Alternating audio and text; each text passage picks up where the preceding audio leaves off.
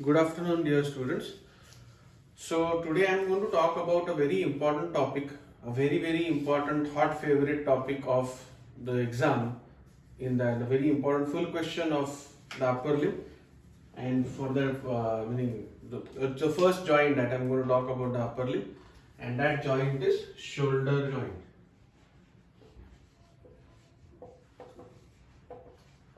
The shoulder joint is a full question. Please remember that this will be asked as a full question in the exam. So I have decided that I will make this video in two parts.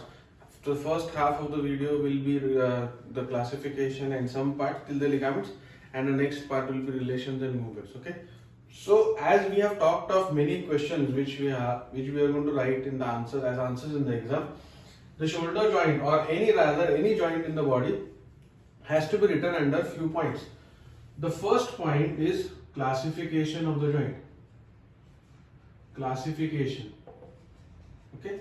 So classification meaning you have to classify what type of a joint is shoulder joint, whether it is a synovial joint, whether it is a fibrous joint, whatever classification of joint. Then second point which you have to write is bones taking part.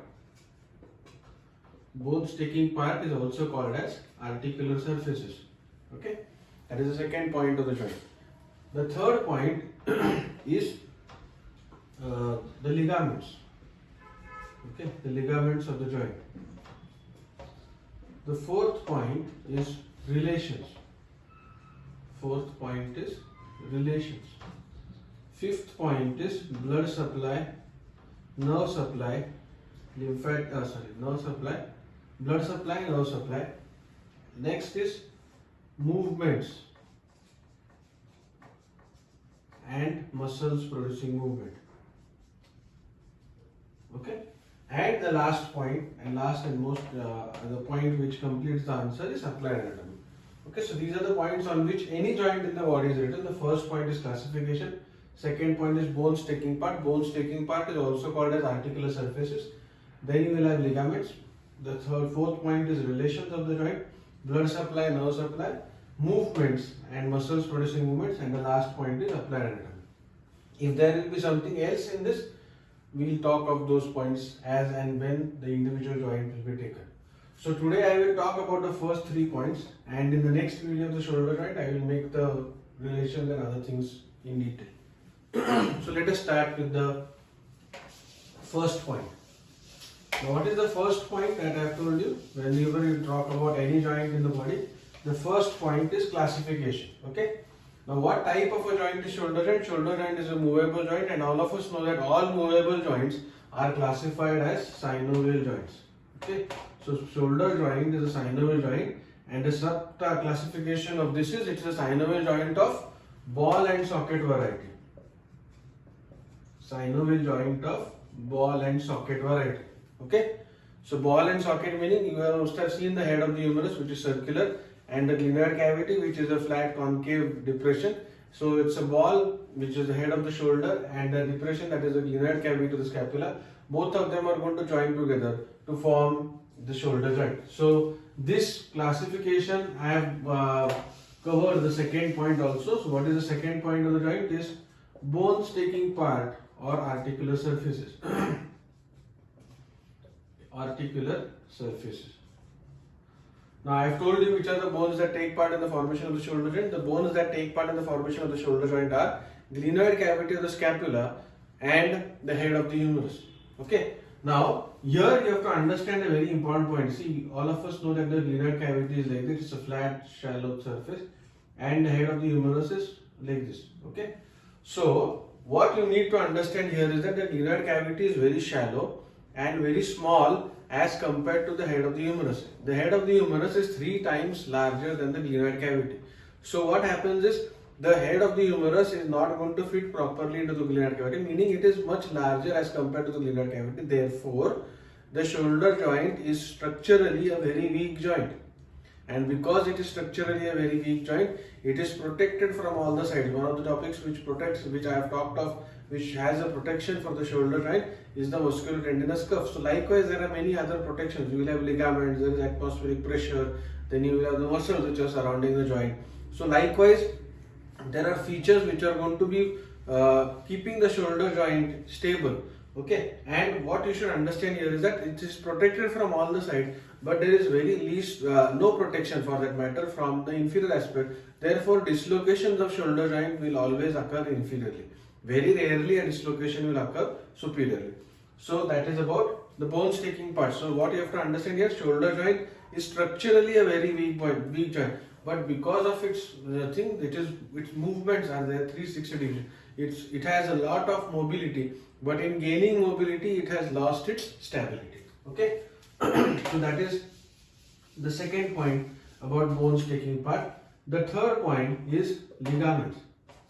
Now ligaments are the structures that are going to hold the bones together, and what you should know. See, when I talk about anything, I should think that my students should know at least something about everything.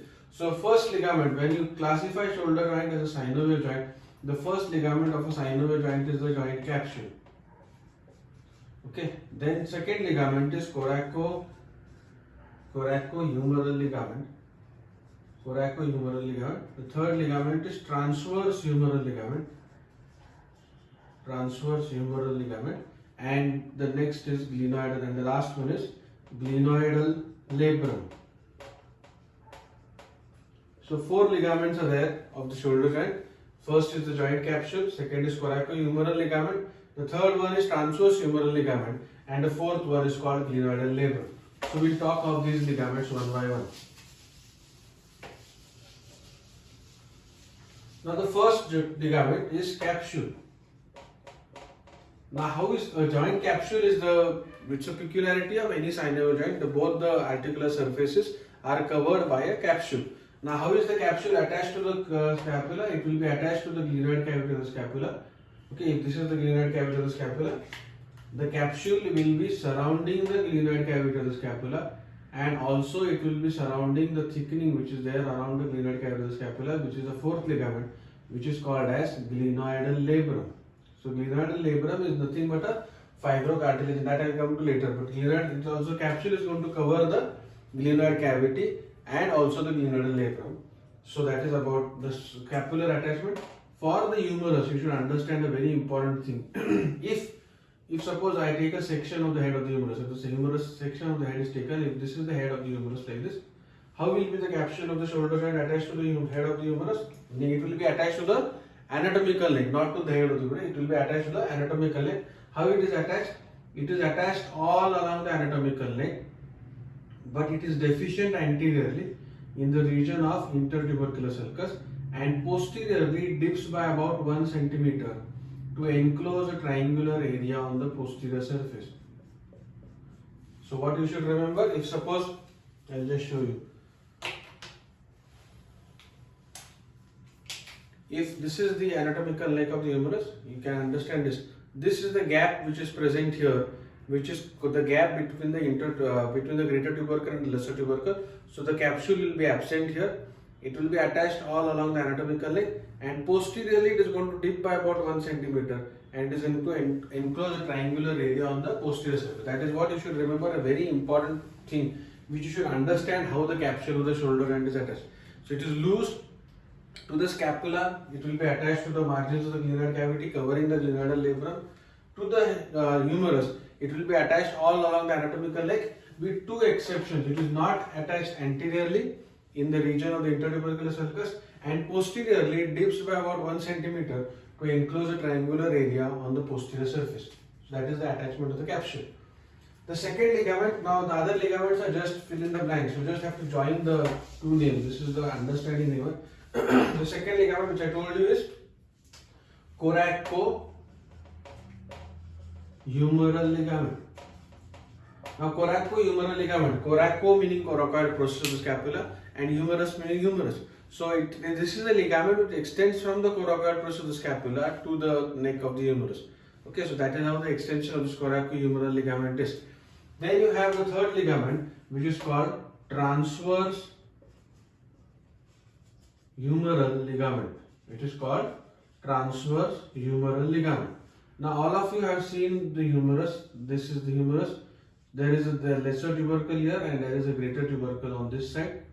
Okay, so these two are This is the lesser tubercle, this is the greater tubercle. In between these two tubercles, there is a gap which is called as intertubercular sulcus, and this bridge of the intertubercular sulcus is by the transverse humeral ligament.